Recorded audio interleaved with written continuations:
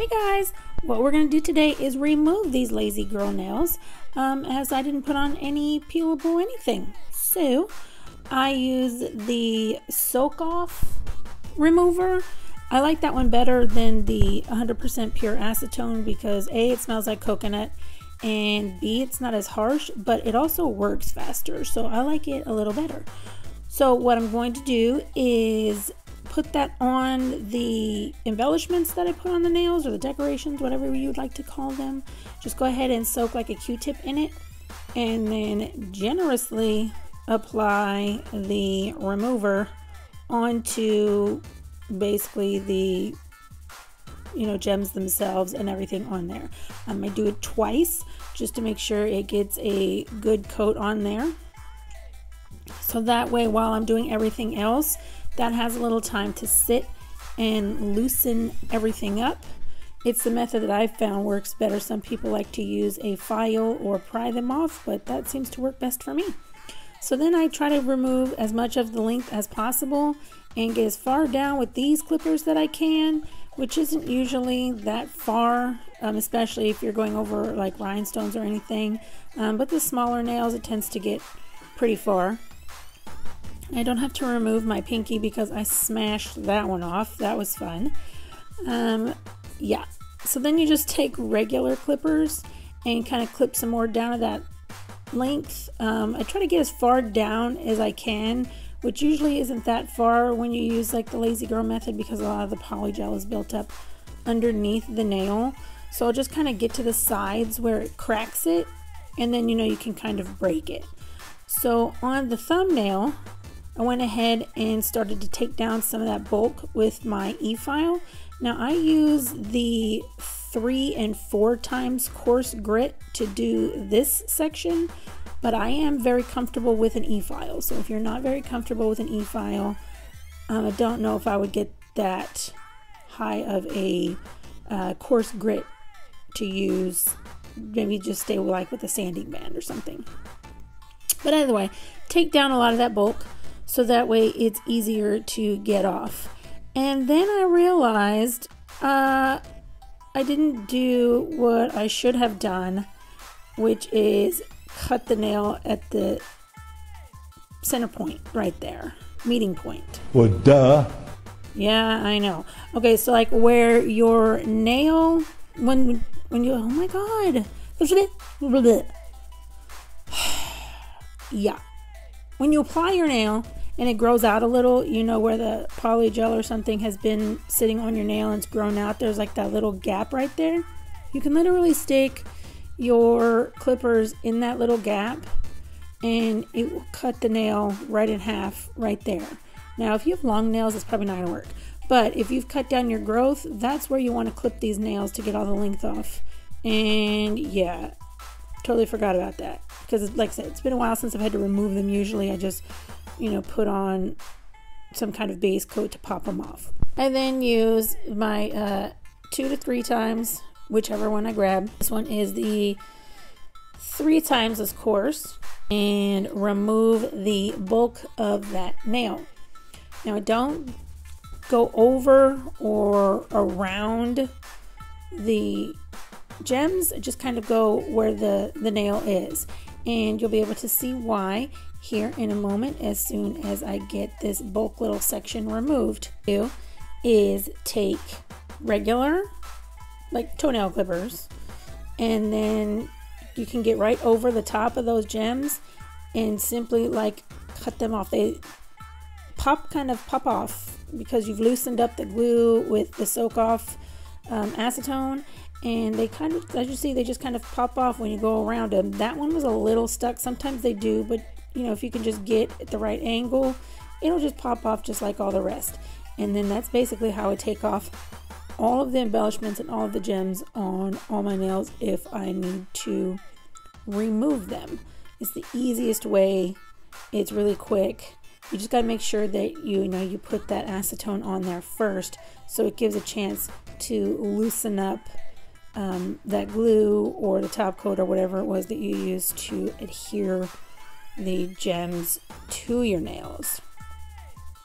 And then once that is complete, I'll just take a regular sanding band and get down the rest of the bulk of the nail pretty close. Now I am really comfortable with an e-file, so a lot of times I'll just file it all the way off. I won't even do the soaking method, but most people aren't that comfortable with an e-file, so I've shown this way. So you still take down the bulk of, you know, the polygel, and then we'll go ahead and soak the rest of it. But with that soaking gel, and since I do take majority of the bulk down with the sanding band, I don't have to soak them that long, so that's a pretty good option, I guess. So that way, you know, the acetone's not sitting on my fingers and hands for 40 minutes to an hour, because that's ridiculous. So it literally takes 10-15 minutes absolutely top to get those off. So once I am done with the sanding band, I will show you how to do the soaking method.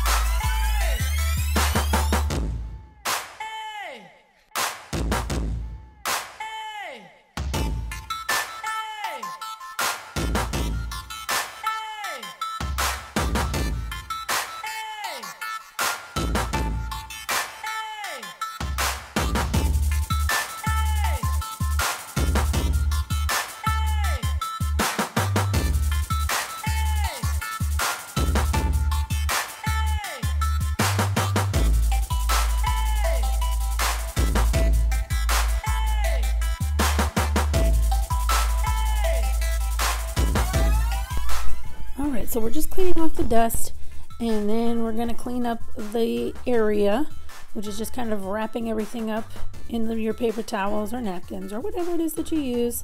That way your whole area is clean, there's no dust, and you can move on to the next thing, which of course is going to be the soaking. So I got these little things here, the soak off clips, at Walmart for like $3. And then I have these little acetone removing pads from Model 1s. And then of course my favorite soaking gel and aluminum foil. So I went ahead and used the regular acetone pad on the thumb, just kind of to show the difference, but it ended up not working out very well, and yeah, the thumb was a disaster. So I don't even show that because it was a whole thing. Sorry, I'm not going to show that. I even cut myself, so you don't need to see that. But either way, then I just take the lint-free wipes that I have, or you can use like a paper towel or a cotton ball or little round cotton things, and just soak up that soak off remover. Put some aluminum foil around your finger to hold in the heat, that way it can get in there and do its job. Then put the clip on. Pretty much that is these steps on all of the fingers, and then you just kind of wait. Like I said, 10 minutes is when I usually start to look at it. 15 minutes would be the tops that I even have to leave it on. Hey, shh, quiet, talking. 15 minutes would be the tops that I would have to leave it on. Oh man, she's coming over here. Hello. Dog. Dog, I'm talking. Ew, you're breathing all in my face. I love you. Okay. I love you. Good day. Oh, stop talking. Can you move, please? I'm in the middle of recording. She's not moving. She's not moving. Life with pets.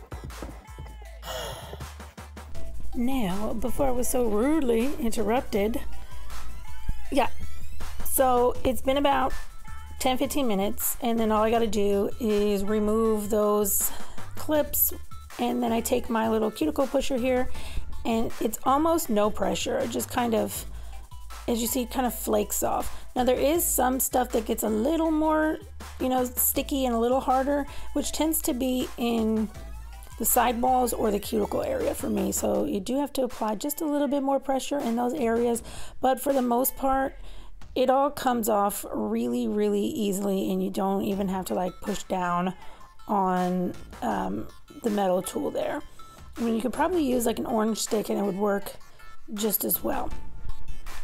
Now for my personal preference, this is when like I will clip any excess cuticles, dry area, things like that. So I use Bactine or antibiotic spray, whichever you want to call it. I put that on the nail, then I'll scrape again, just kind of kill all the germs, and I'll push the cuticles back and then get, you know, try to get everything, the whole surface area. I'll wipe that with a Q-tip, and then I'll go ahead and cut anything that needs to be cut. If there's any extra cuticle or anything left that needs to be scraped for any reason, and then I'll spray it again and then wipe it again with a Q-tip. Just to make sure, you know, kill any bacteria, because if you cut your skin or even cutting your cuticles leaves area for bacteria to get into your skin to cause an infection. Even just using scissors or anything, cutting anything leaves room for germs. So I'll just use the Bactine and spray it again, and then move on to the next finger. Basically do the exact same steps. And as I stated before, if you can see my thumb there, I cut my corner and it sucked. And it still hurts today, and I did this yesterday. So yeah, be careful when you're using the nippers or even scissors, because if you get too far or anything, clearly, you know, you can hurt yourself, and it does suck. So also another reason why I use Bactine, because that way if an accident like that does happen, at least it's killing germs as well. So I'll just come back when this is done.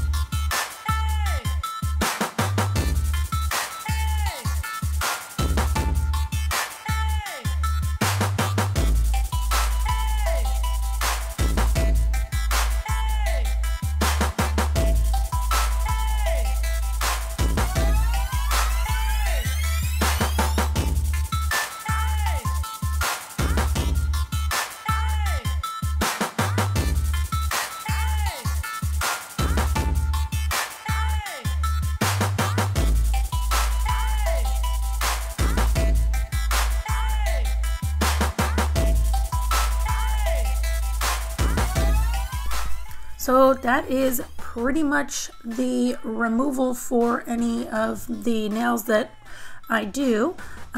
Basically, last step is applying cuticle oil to all of the surfaces that any of the acetone was touching or the nails were sitting on to get nourishment back in that area. So that's it, guys. Thanks for watching. Don't forget to hit like and subscribe, and I'll see you in the next video. All right, guys. Have a good day. Bye.